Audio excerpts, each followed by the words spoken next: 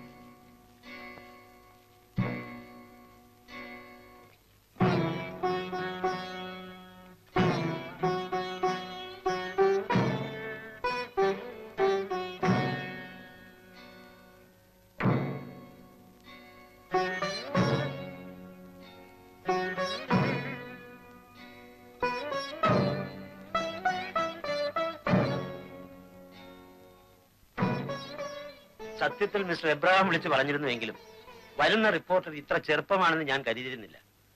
എന്താ മിസ് ശശികലയ്ക്ക് ഈ പ്രൊഫഷനോട് ഇത്ര താല്പര്യം തോന്നാൻ?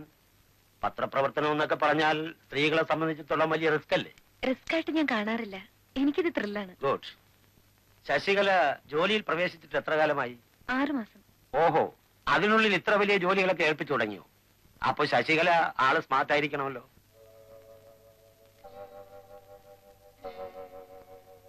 ഇവിടുത്തെ സെല്ലുകളെല്ലാം ഒഴിഞ്ഞെടുക്കുകയാണല്ലോ.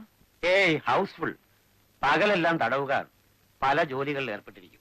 നെയ്ത്ത്, പാറ പൊട്ടിക്കൽ, കരകൗശല വസ്തുക്കളുടെ നിർമ്മാണം. തൊഴിൽ സമരങ്ങളില്ല, തുച്ഛമായ കൂലി. നമുക്കുള്ള സർക്കാർ സ്ഥാപനങ്ങളിൽ ഏറ്റവും ലാഭകരമായി പ്രവർത്തിക്കുന്ന ഒന്നാണ് സെൻട്രൽ ജയിൽ. ഫാക്ടറി കാണാൻ താല്പര്യമുണ്ടോ? ഓ, അതല്ലല്ലോ പ്രധാന കാര്യം. വരൂ.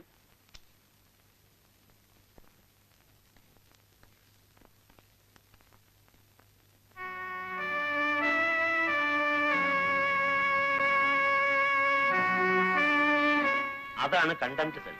തൂക്കിക്കൊല്ലാൻ വിധിക്കപ്പെട്ട പ്രതികളെ താമസിപ്പിക്കുന്ന സ്ഥലം. അത് മാത്രം ഹൗസ്ഫുൾ അല്ല, ആകെ 5 പേരേ ഉള്ളൂ.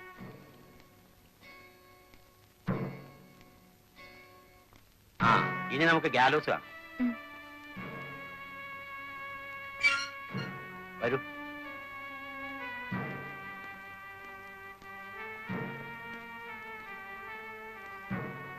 ഇതാണ് തൂക്കുമേട. ഇവിടെ തൂക്കുകയറ് കാണുന്നില്ലല്ലോ. സ്ഥിരമായി അങ്ങനെ ഒരു കയർ ഉണ്ടാവാറില്ല. തൂക്കിക്കൊല്ലേണ്ട ആളിന്റെ വണ്ണവും തൂക്കും അനുസരിച്ച് പ്രത്യേകം കയറുണ്ടാക്കാറാണ് പതിവ്. തൂക്കിക്കൊല്ലേണ്ട ആളെ ഈ തട്ടിൽ നിർത്തും. മുഖം കറുത്ത തുണി കൊണ്ട് മൂടും. എന്നിട്ട് കഴുത്തിൽ കുരുക്കിടും.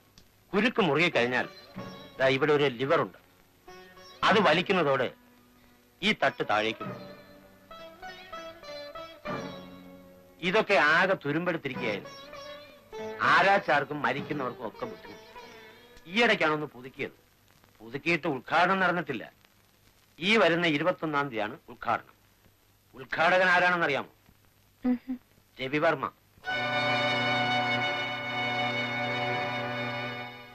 ഇന്ന് തന്നെ 5 പ്രതികളെയും കണ്ട് സംസാരിച്ച് തീർക്കാൻ പറ്റുമെന്ന് തോന്നുന്നില്ല. നാളെ കൂടെ ബുദ്ധിമുട്ടേണ്ടി വരും.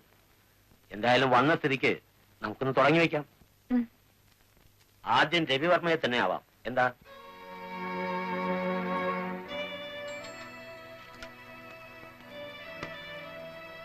ആ കണ്ടംപ്റ്റ് സെല്ലിൽ രവിവർമ്മയെ വിസിറ്റേഴ്സ് റൂമിലേക്ക് കൂട്ടിക്കൊണ്ടുവരും. ആരോ കാണാൻ വന്നിരിക്കുന്നു എന്ന് പറഞ്ഞാൽ മതി. പത്രക്കാരൊന്നും പറയണ്ട. Yes sir. പത്രക്കാരാണെന്ന് പറഞ്ഞാൽ ചിലപ്പോൾ അയാൾ വരാൻ മടി കാണിക്കും. വലിയ പണക്കാരനും രാജകുടുംബത്തിലെ അംഗവുമൊക്കെ ആയിട്ടും ഇന്നേ വരെ അയാളെ കാണാൻ ബന്ധുക്കളാരും വന്നിട്ടില്ല. ഇപ്പൊ വന്നത് വീട്ടുകാരാരെങ്കിലും ആയിരിക്കും എന്ന് ഓർത്ത് മടി കൂടാതെ ഓടി വരും. വിസിറ്റേഴ്സ് റൂമിൽ വെയിറ്റ് ചെയ്യൂ. 10 മിനിറ്റിനുള്ളിലെത്തും. നിൽക്കൂ. ഒരു ചെറിയ റിക്വസ്റ്റ് ഉണ്ട്. റിക്വസ്റ്റ് അല്ല, ഇറ്റ് ഈസ് എൻ ഓർഡർ.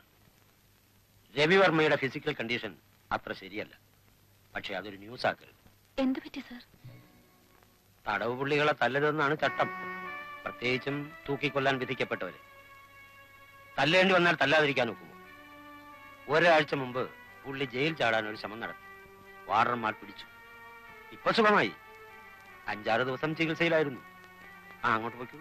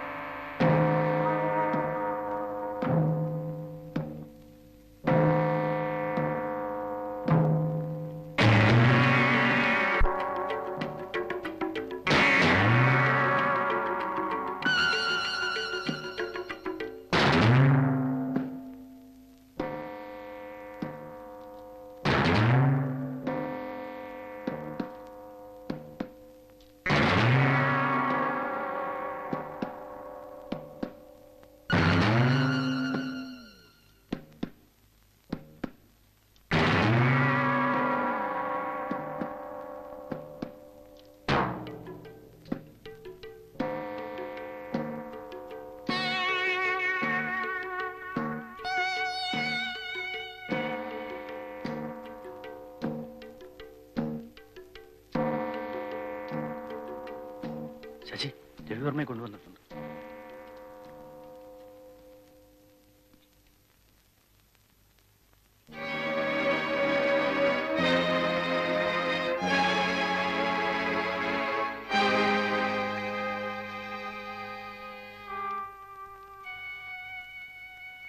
എന്നെ കാണാമെന്നാണോ?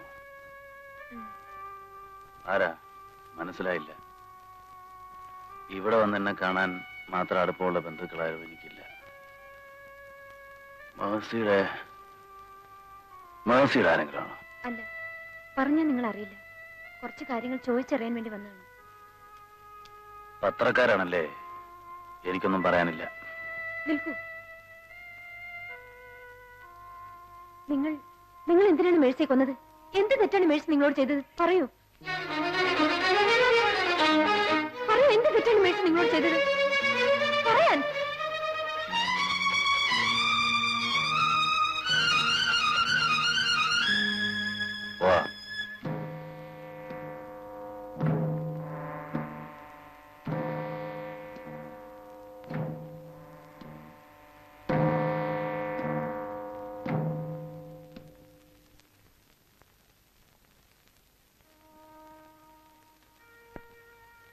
ഞാൻ അപ്പോഴേ പറഞ്ഞില്ലേ അയാൾ സഹകരിക്കാൻ പ്രയാസമായിരിക്കുമെന്ന്.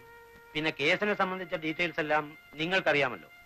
എനിക്കറിയാവുന്നതൊക്കെ ഞാനും പറഞ്ഞുതരാം. അയാളുടെ സ്വഭാവത്തെയും പെരുമാറ്റത്തെയും കുറിച്ചുള്ള കാര്യങ്ങളൊക്കെ ജയിലറോടും ഗാർഡുകളോടും ചോദിച്ച് മനസ്സിലാക്കാവുന്നതേ ഉള്ളൂ. അത്രയ്ക്കൊക്കെ മതി. കാണാത്തവരെ കണ്ടു എന്ന് പറഞ്ഞ് പത്രത്തിൽ എഴുതുന്നവരല്ലേ നിങ്ങൾ? ശശികല ആകെ അപ്സെറ്റായെന്ന് തോന്നുന്നു.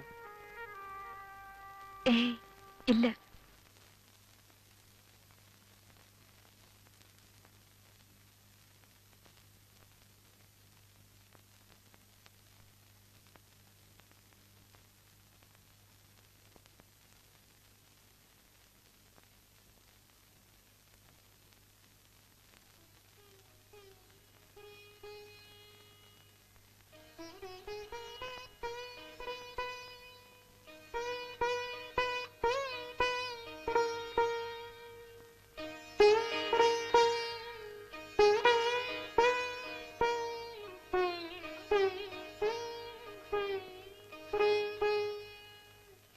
പാവപ്പെട്ടവളായിരുന്നുവെങ്കിലും വിദ്യാസമ്പന്നയും സുന്ദരിയുമായിരുന്നു മേഴ്സി.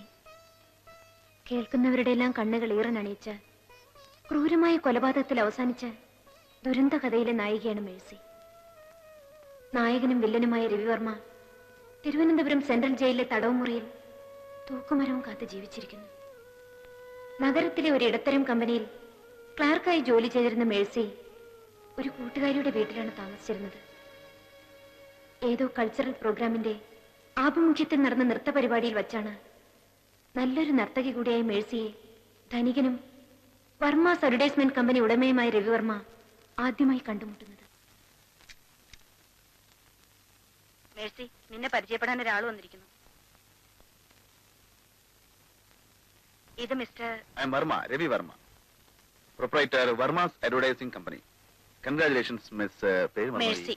മറവി ഇപ്പോഴും മാറിയിട്ടില്ലല്ലോ. നമ്മുടെ ക്ലബിന്റെ വെൽവിഷറാ. മീറ്റിങ്ങിനൊന്നും പുള്ളിയെ കിട്ടില്ല. ചോദിക്കുമ്പോ മറന്നുപോയെന്ന് പറയും. നിങ്ങൾ സംസാരിച്ചിരിക്കും, ഞാൻ ഇപ്പൊ വരാം.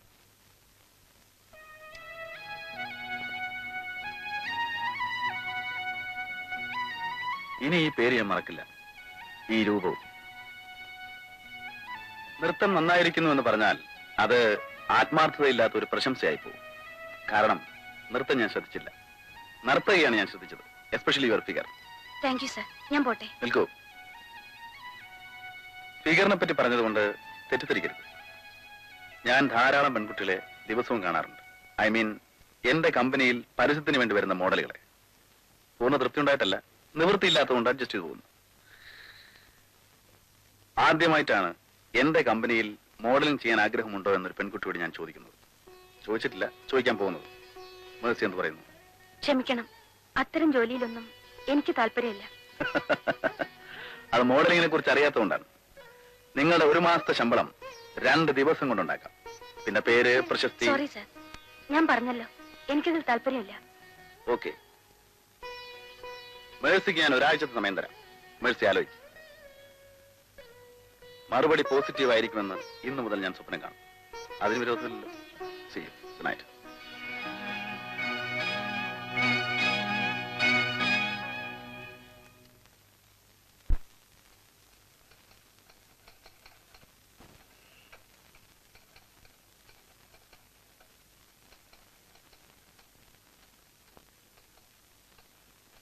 ഒരാൾ കാണാൻ വന്നിരിക്കുന്നു. ആരാ? ആരാന്നറിയില്ല.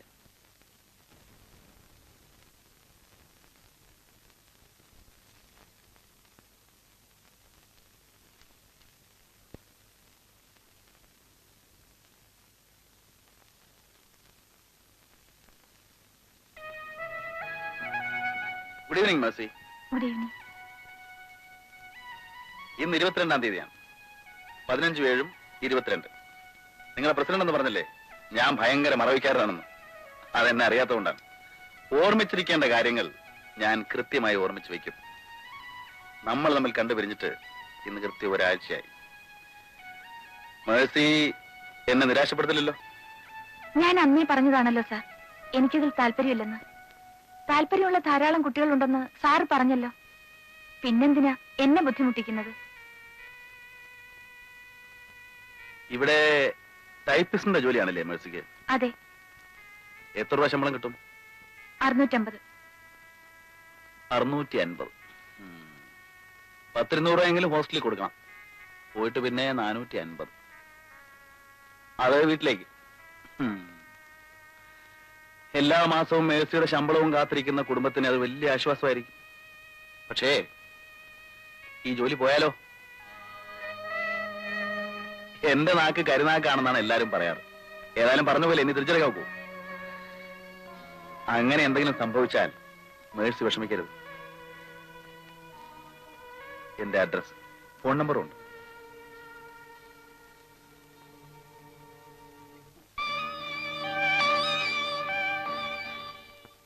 എന്തിനാ നിന്നെ ജോലിന്ന് പറഞ്ഞു വിട്ടത്? എനിക്കൊന്നും അറിയില്ല സുമേ. വൈകുന്നേരം മാനേജർ വിളിച്ച് ഈ ലെറ്റർ തന്നിട്ട് പറഞ്ഞു, നാളെ മുതൽ ജോലിക്ക് വരണ്ടെന്ന്.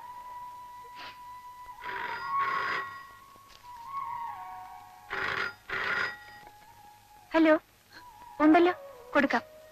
മേഴ്സി, നിനക്കാ.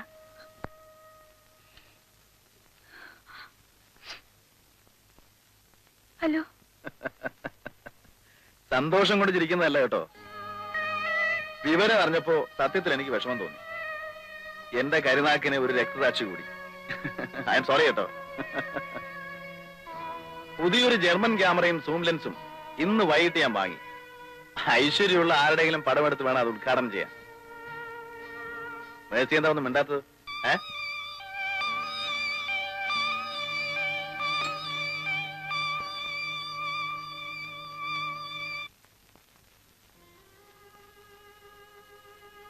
നീ ഇങ്ങനെ കൊച്ചുകുട്ടികളെ പോലെ ആയാലോ മേഴ്സി. ഒരു ജോലി പോയാൽ വേറൊരു ജോലി നമുക്ക് അന്വേഷിക്കാം. ഏതെങ്കിലും ചെറിയ കമ്പനിയിൽ വല്ല ടെമ്പററി ജോലിയും കിട്ടിയേക്കും. ആ ചെറിയ ശമ്പളം കൊണ്ട് വീട്ടിലെ കാര്യങ്ങൾ നടക്കുമോ സുമേ? നീ അതൊന്നും ഓർത്ത് വിഷമിക്കണ്ട. നല്ലൊരു ജോലി കിട്ടുന്നവരെ നിന്റെ വീട്ടിലേക്കുള്ള പണമൊക്കെ ഞാൻ അയച്ചോളാം. അതിനുള്ള നിവൃത്തിയൊക്കെ എനിക്കുണ്ട്. അതൊക്കെ എത്ര കാലത്തേക്ക് നടക്കും? സുഖമില്ലാതെ കിടക്കുന്ന അച്ഛൻ, പഠിച്ചുകൊണ്ടിരിക്കുന്ന 2 സഹോദരങ്ങൾ, എന്റെ വരുമാനം കൂടി ഇല്ലെങ്കിൽ ഞാൻ ആലോചിക്കായിരുന്നു, അവിടെ പോയി എല്ലാവരും കൂടി പട്ടിണി കിടക്കുന്നതിനേക്കാൾ ഭേദമല്ലേ മോഡലിംഗ്,